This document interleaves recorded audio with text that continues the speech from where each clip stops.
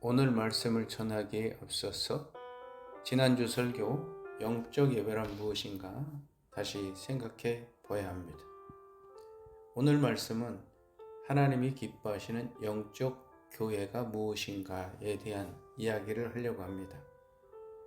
그러기 위해서 지난주 것을 다시 한번 생각해 봅니다. 기독교 예배는 역사적으로 형식과 언어, 문화에 따라 다양합니다. 하지만 그 본질은 세 가지가 같다고 했습니다. 예배는 하나님 중심이고, 말씀이 중심이고, 공동체가 중심입니다. 이것이 없이는 기독교 예배라고 할 수 없습니다. 기독교 예배는 하나님 중심이죠.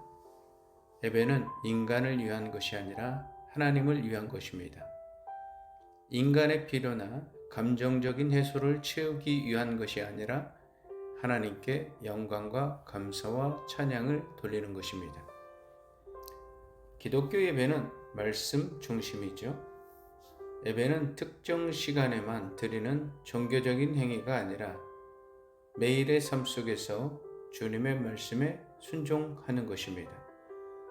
일상에서 주님의 말씀을 순종할 때 그것이 예배이죠. 기독교 예배는 공동체 중심입니다.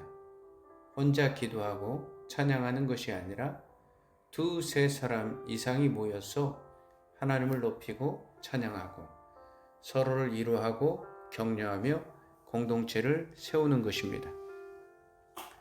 구약의 예배는 성막과 성전을 중심으로 한 것이라면 신약에 와서는 예수님께서 십자가에서 죽으심으로 예배를 완성하셨습니다.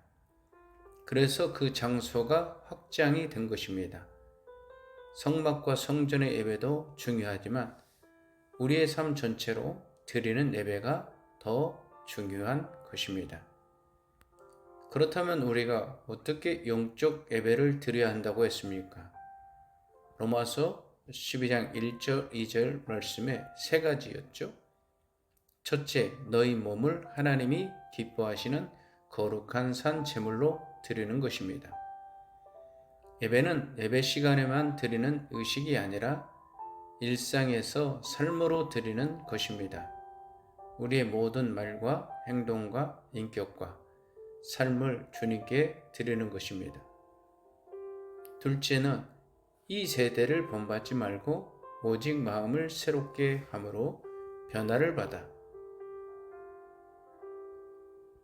영적 예배는 이 세대를 본받지 않습니다. 이 세상의 기준을 거부하고 하나님의 말씀을 기준 삼는 것입니다. 그리고 마음을 새롭게 함으로 변화를 받아야 됩니다. 변화의 중심에는 마음이 있습니다. 마음이 새로워지지 않으면 절대로 변화가 일어나지 않습니다.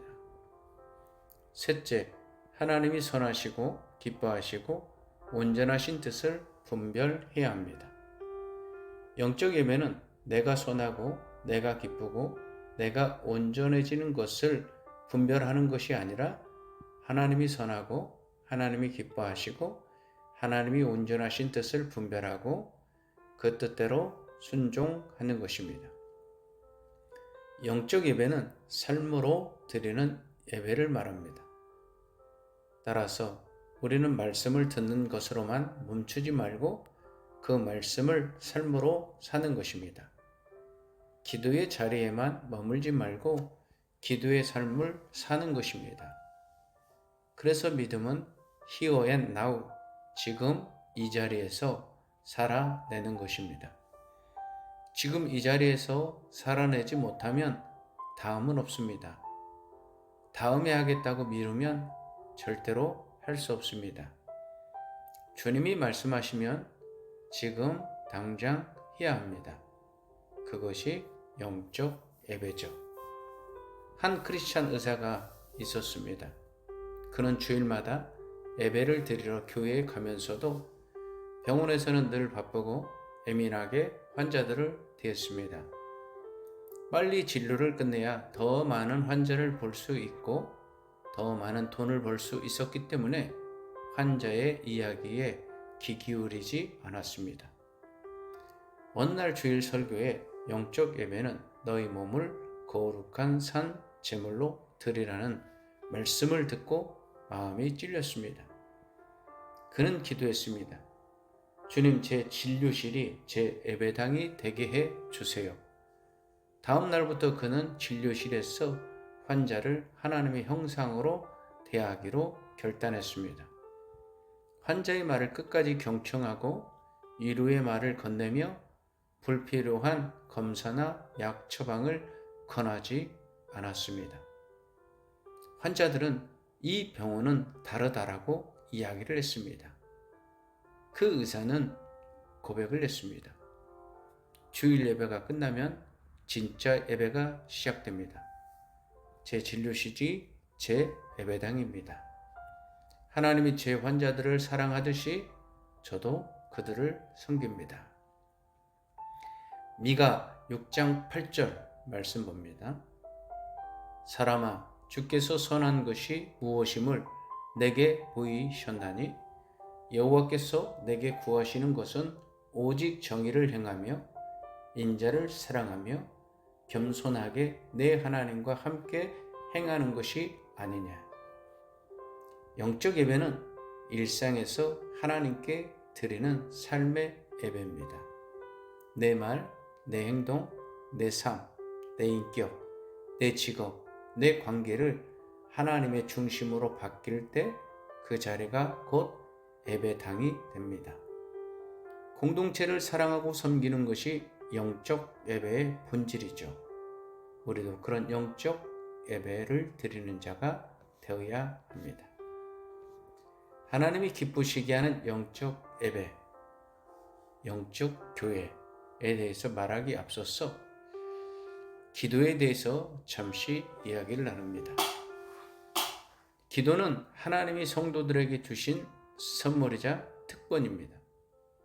그런데 우리가 기도에 대해서 잘못된 오해를 가지고 있습니다.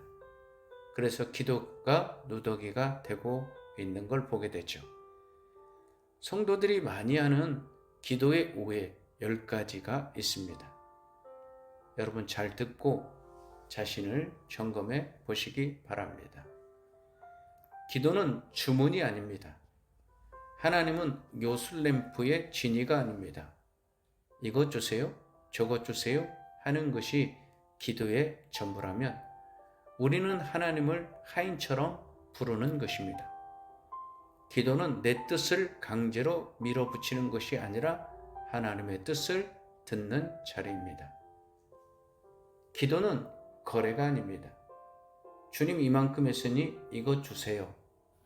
이건 시장에서나 하는 거래, 약속입니다. 하나님은 상인이 아닙니다. 기도는 계약이 아니라 은혜입니다. 기도는 형식이 전부가 아닙니다. 문장이 아무리 화려해도 마음이 거짓되면 하나님이 응답하지 않습니다. 오히려 그것을 가증하다고 합니다. 하나님은 화려한 시를 찾으시는 것이 아니라 진심, 마음을 찾으십니다. 기도는 하나님을 움직이는 것이 아니라 나를 바꾸는 것입니다. 기도는 내가 하나님을 조종하는 것이 아닙니다. 기도는 내 뜻을 접고 내 욕심을 비우고 하나님의 계획을 받아들이는 훈련입니다. 기도는 긴급 전화가 아닙니다. 위험할 때만 누르는 비상벨이 아닙니다. 사랑의 관계는 매일의 대화입니다. 오늘 아무런 일이 없다고 기도할 게 없습니까? 그 무사함이 바로 감사 기도입니다. 기도는 무조건 긍정 화술이 아닙니다. 기도는 내 욕망을 긍정으로 포장하는 시간이 아닙니다. 오히려 죄를 고백하고 상처를 드러내고 부서진 마음을 하나님 앞에 내놓는 것입니다. 기도는 쇼가 아닙니다. 사람을 감탄시키려는 응변이 아닙니다. 은밀한 골방에서 우는 기도를 주님이 좋아하십니다. 기도는 무대가 아니라 하나님 앞에 올려지는 거룩한 제단입니다. 기도는 회피가 아닙니다. 문제를 피하기 위해서 기도하는 척만 해서는 안 됩니다. 기도는 현실 도피가 아니라 현실 직면입니다. 여러분이 무릎을 꿇었다면 다시금 일어서서 하나님의 뜻대로 살아가야 하는 것입니다. 기도는 내 계획의 승인 도장이 아닙니다. 자기가 계획 다 세워놓고 주님 도장 찍어주세요.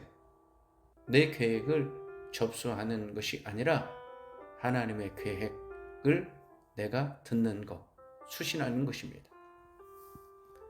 마지막에 기도는 실패해도 하나님은 듣고 있습니다. 내 혀가 꼬이고 답답해서 울기만 해도 주님은 내 통곡을 들으시고 해석하십니다. 우리가 기도가 안 된다고 탄식할 때 성령님은 말할 수 없는 탄식으로 우리 가운데 임하시는 것입니다. 기도는 내 영혼의 호흡이지요.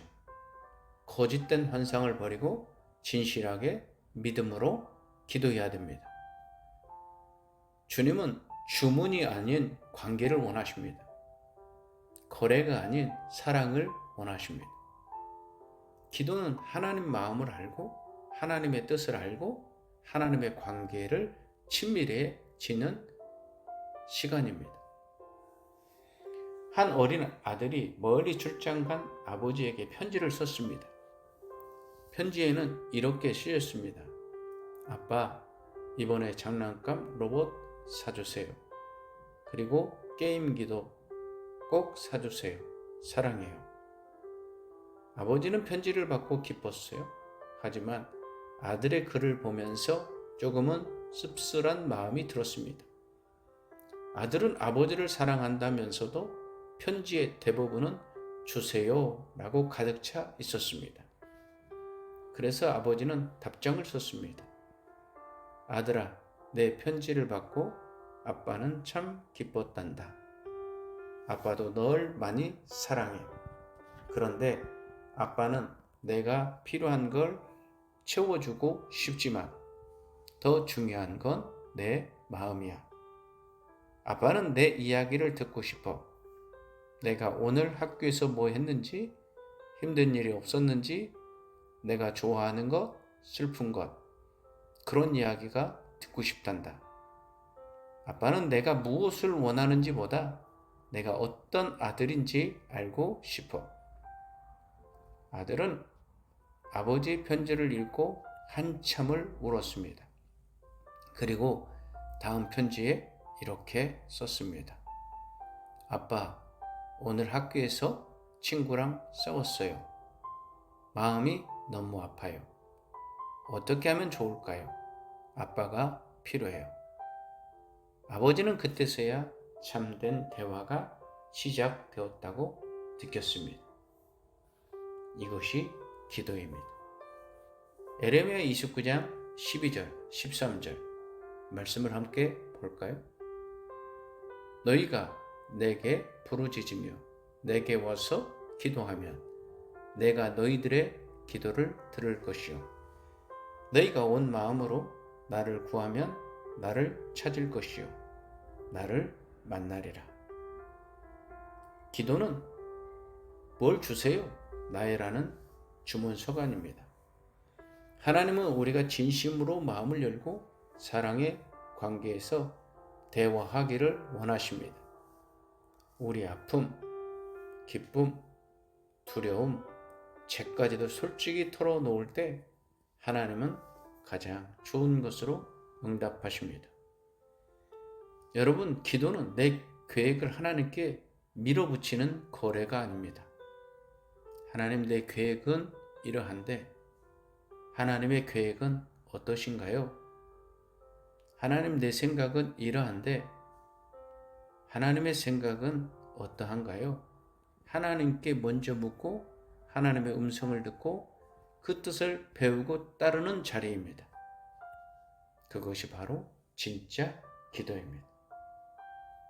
우리는 하나님 앞에 영적 예배자가 되고 기도할 때도 하나님이 기뻐하시는 예배자가 되어야 되죠. 그렇다면 하나님이 기뻐하시는 영적 교회, 어떤 교회일까요? 오늘 본문에 그 교회가 나옵니다. 그 교회는 초대교회입니다. 예수님이 십자가에서 죽으시고 부활하시고 하늘로 승천하시면서 성령님을 보내주시겠다고 약속하셨는데 그 성령님이 마가의 다락방에 임재하심으로 세워졌던 교회가 바로 초대교회입니다. 그 교회는 하나님이 기뻐하시는 영적 교회입니다. 세상의 모든 교회는 이 교회로부터 파생된 것입니다. 그런데 우리는 흔히 영적 교회라고 하면 은사가 많이 일어나야 되고 신비가 많이 일어나고 감정적으로 충만하고 열광적으로 예배하고 찬양하고 카리스마가 대단하고 대규모 행사 이런 것들만 생각합니다. 하지만 오늘 말씀을 보면 전혀 그렇지 않습니다. 초대교회는 성령의 역사로 하나님의 뜻에 순종하며 예수 그리스도의 복음을 중심에 두는 교회입니다. 오늘 말씀을 보면 초대교회는 10가지 특징이 나옵니다. 42절에 그들이 사도의 가르침을 받아 라고 말하죠. 말씀을 배우는 공동체입니다. 사도들의 가르침을 그대로 받아야 드린 것입니다. 교회는 말씀을 배우고 진리의 말씀을 붙드는 것이 신앙의 중심인 겁니다. 42절에 서로 교제하며 라고 말씀하죠. 서로 깊이 사귀는 공동체입니다. 성도들끼리 서로 친밀하게 교제했습니다. 단순히 만나서 인사하는 게 아니라 삶을 나누며 서로를 돌봤습니다. 42절, 46절 떡을 떼며 라고 말씀합니다. 함께 떡을 떼는 공동체입니다. 함께 식사하고 성찬을 나누었죠. 음식을 나누며 사랑을 확인했습니다. 우리 교회도 중식을 주일에 하죠. 이것은 서로 떡을 떼는 공동체의 모습이죠. 42절 오로지 기도하기를 힘쓰니라. 기도하는 공동체입니다. 기도가 생활이었어요. 함께 모여서 간절히 하나님께 구했습니다.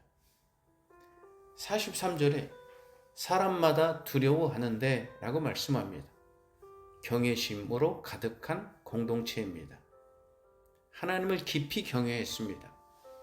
경외는 두려움이 아니라 존중과 거룩한 떨림입니다. 이렇게 하나님을 경외하였더니 기적이 일어나고 표적이 일어나고 이런 일들이 사도들을 통해서 많이 일어나게 됐습니다. 44절 45절 모든 물건을 서로 통용하고 각 사람의 필요를 따라 나눠주며 모든 것을 나누는 공동체입니다. 재산과 소유를 팔아서 필요한 사람을 도왔습니다. 그것도 자발적이고 사랑하는 마음으로 나온 나눔이었습니다. 46절 날마다 성전에 모이기를 힘쓰고 라고 말씀합니다. 매일 함께하는 공동체입니다. 날마다 성전에 모였습니다. 집에서도 떡을 떼며 친밀함을 유지했습니다. 46절 기쁨과 순전한 마음으로 라고 말씀하죠. 기쁨과 순전함이 있는 공동체입니다. 마음이 기쁘고 깨끗했습니다. 꾸밈이 없이 진심으로 가득 찼습니다. 47절 하나님을 찬미하며 라고 말씀하죠. 하나님을 찬양하는 공동체입니다. 하나님을 높이고 찬양했습니다. 감사와 경배가 삶의 한 부분이었습니다. 47절 마지막 온 백성에게 칭송을 받으니 구원받는 사람이 날마다 더하더라. 사람들에게 칭찬받았어요. 그리고 구원의 열매가 맺히는 공동체였습니다. 좋은 평판을 얻는 게 중요합니다. 우리가 다른 사람들에게 좋은 칭찬을 받는 게 중요합니다. 세상도 그들의 사랑과 삶을 보면서 인정했습니다. 그 결과 하나님께서 구원받는 사람들을 날마다 더하게 하셨어요. 전도와 부흥의 역사가 일어나게 했습니다. 하나님이 기뻐하시는 영적 원형의 교회의 원형은 바로 초대교회입니다. 초대교회는 말씀을 배우고 서로 교제하며 떡을 떼고 기도하며 나누고 함께하고 기쁘고 순전한 마음으로 찬양했습니다. 그 결과 하나님을 경외하는 마음이 넘쳐났고 사람들에게는 좋은 평판을 받았습니다. 그래서 초대교회는 구원받은 이들이 날마다 더해졌습니다. 이것이 바로 하나님이 기뻐하시는 영적 교회의 모습이죠. 우리 시대는 세대가 다르고 문화가 다양해져서 교회도 다양한 사람들이 모입니다. 초대교회도 유대인과 헬라인이 함께하였고 부자와 가난한 자들이 함께해서 떡을 떼며 교제했습니다.